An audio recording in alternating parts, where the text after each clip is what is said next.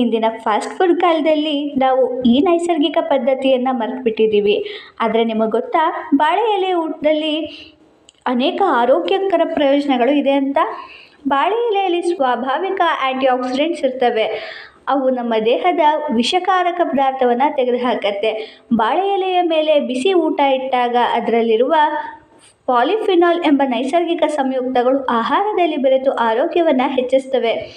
ಬಾಳೆ ಎಲೆ ಊಟದಿಂದ ನಮ್ಮ ಪಾಚಕ ಕ್ರಿಯೆ ಸುಧಾರಿಸುತ್ತೆ. ಇದರಿಂದ ಗ್ಯಾಸ್ಟ್ರಿಕ್, ಅಸಿಡಿಟಿ ಸಮಸ್ಯೆಗಳು ಕಡಿಮೆಯಾಗುತ್ತೆ.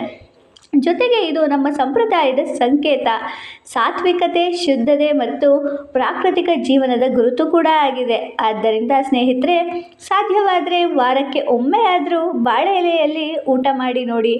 ಆರೋಗ್ಯನೂ ಸಿಗುತ್ತೆ, ನಮ್ಮ ಸಂಸ್ಕೃತಿ ಕೂಡ ಉಳಿಯುತ್ತೆ.